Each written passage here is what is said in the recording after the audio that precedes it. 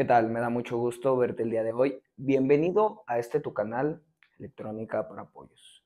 Un canal donde hablamos sobre eléctrica, sobre electrónica, sobre ciencias, sobre tecnologías, todo de una forma relajada, de una forma distendida, donde esos conceptos que muchas veces nos llegan a resultar complicados, difíciles de entender, pues aquí los bajamos de nivel, los hacemos más digeribles, los hacemos más entendibles, nos vamos al Pareto, a ese 20% que te va a dar el 80% de los resultados. También armamos circuitos básicos y no tan básicos que tú podrás implementar en tus proyectos, en tus tareas, o que simple y sencillamente te van a ayudar a curiosear, a entender sobre estos componentes, cómo funcionan todos estos dispositivos que te vas a ir encontrando conforme te vayas introduciendo en este mundo de la electrónica. Y es por eso que el día de hoy vamos a continuar con nuestra serie de videos sobre la historia de la electricidad. Hoy tenemos el tercer video en el que te voy a hablar sobre un médico y científico que aportó muchísimo en esta rama de la ciencia, en la electricidad, y te voy a explicar cuáles fueron sus aportaciones, cuáles fueron sus investigaciones, sus experimentos, todo de una forma clara, de una forma relajada, de una forma distendida, muy fácil de entender.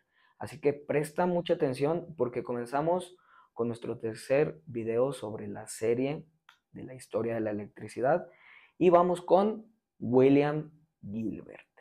Y es que mira, antes de Edison, antes de Tesla, existieron investigadores, existieron científicos y personas que aportaron infinidad de conocimiento e infinidad de investigaciones y experimentos a este mundo de la electrónica y de la electricidad. Y es por eso que nos vamos a regresar muchísimo en el tiempo, nos vamos a regresar aproximadamente al año 1600, al siglo XVI, y nos vamos a situar en Inglaterra.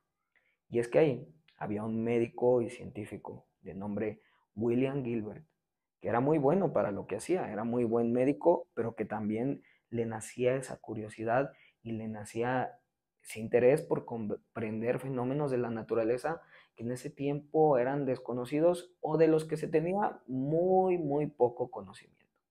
William Gilbert, como te comento, era muy bueno, era muy buen médico, era el médico principal incluso de la reina, que en ese tiempo era Isabel I. Y esta, al ver que también era bueno con las ciencias, que era muy bueno investigando, pues le pidió que investigara acerca del funcionamiento de las brújulas que utilizaban los navegantes en ese tiempo. Entonces, William Gilbert empezó a hacer una gran cantidad de estudios sobre el magnetismo, todos los conocimientos que ya se tenían, todas las teorías que ya se manejaban en ese tiempo, él las dejó de lado para hacer sus propias investigaciones y aportar nuevas cosas. Y por ejemplo, uno de sus grandes aportes fue en el magnetismo. Y es que él en su tiempo dijo que la Tierra, que el planeta Tierra, era un gran campo magnético, que tenía un gran campo magnético a su alrededor y era lo que hacía que las agujas de las brújulas se movieran y que se posicionaran, pues por ejemplo, en el norte o en el sur. En ese tiempo, esa afirmación que él pronunció, esa investigación que él realizó, fue totalmente revolucionaria y todos lo tiraron de loco, nadie le creía, así que pues por medio de un experimento que él mismo creó, demostró que era cierto. Y es que se apoyó de una esfera hecha de magnetita, una esfera magnética, metálica, conocida como Terrela, un nombre que él mismo le puso a esta esfera. Y utilizando esta esfera que simulaba el planeta Tierra, se apoyó también de una brújula que la colocó en la superficie, en la parte alta de la esfera, y demostró cómo la aguja de la brújula se alineaba con lo que venía siendo el norte de esta esfera. Él decía que la Tierra tenía este mismo impacto sobre las brújulas que utilizaban los navegantes y los marineros en ese tiempo.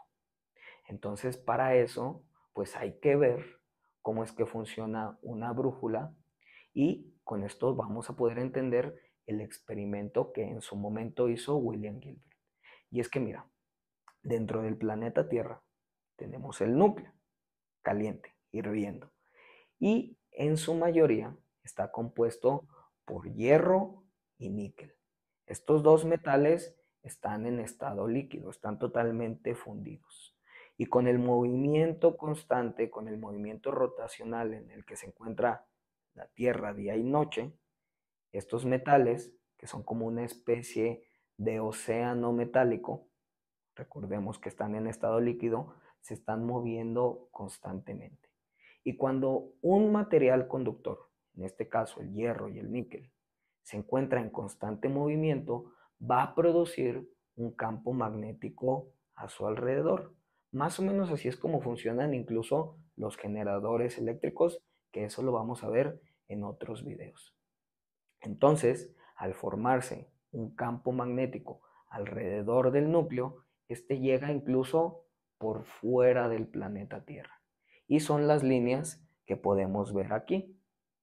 Pues así, cuando alguien utiliza, por ejemplo, una brújula que tiene una aguja magnética, esta va a tender a alinearse a las líneas del campo magnético que tiene la Tierra de forma natural. Es por eso que una de las agujas, o incluso la aguja que tiene la brújula, siempre suele posicionarse en el norte, porque la Tierra también cuenta con un polo magnético norte y un polo magnético sur. Por medio de este principio, o más bien este principio, fue lo que logró explicar William Gilbert con su experimento de la terrela. Pero esto fue un aporte en cuanto al magnetismo. ¿Qué aportó en cuanto a la electricidad? Y es que, como te comento, en ese tiempo el conocimiento en cuanto a esta rama de la ciencia era muy limitado. Todavía se venían manejando los conceptos, lo que había sentado, lo que había documentado Tales de Mileto muchísimos años atrás en la antigua Grecia. Y William Gilbert retomó el experimento del griego de Tales de Mileto, tomó una pieza de ámbar, un pedazo de tela, de lana, frotó el ámbar y se dio cuenta que al tener una carga eléctrica, pues podía atraer ciertos materiales como plumas, como polvo, materiales pequeños que se lograban polarizar y que el ámbar los atraía por la carga eléctrica que producía. Este fenómeno que actualmente conocemos como electricidad estática. William Gilbert lo retomó, pero a partir de ahí pudo introducir el concepto eléctrico, apoyándose del término griego antiguo electrón, que significa ámbar. Entonces, él pudo empezar a ciertos materiales denominarlos como eléctricos. Y también, a partir de retomar este experimento de Tales de Mileto, pudo diferenciar entre la atracción eléctrica y la atracción magnética, porque antes cualquier tipo de atracción pues era inexplicable, era algo sobrenatural, era como magia, por así decirlo. Y William Gilbert pues determinó que, por ejemplo, cuando el ámbar atraía ciertos objetos, atraía plumas, atraía polvos, pues era por medio de una carga eléctrica que se producía en él. Y cuando, por ejemplo, la terrela movía la aguja de la brújula, pues era por medio de una atracción magnética. Entonces Gilbert diferenció lo que venía siendo la atracción magnética y la atracción eléctrica.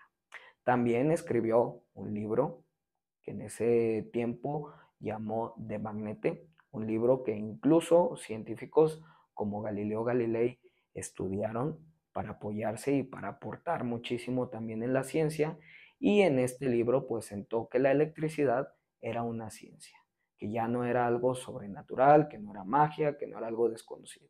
Ya la estaba introduciendo en lo que viene siendo las ciencias. Grandes aportes los que nos proporcionó este inglés, este médico científico, William Gilbert. Y pues hasta aquí vamos a dejar el video del día de hoy. Espero que te haya gustado la historia de Gilbert. Espero que hayas comprendido cómo funciona a grandes rasgos la brújula, por qué la Tierra tiene un campo magnético a su alrededor. Muchas gracias por llegar hasta el final del video y nos vemos la próxima. Hasta luego.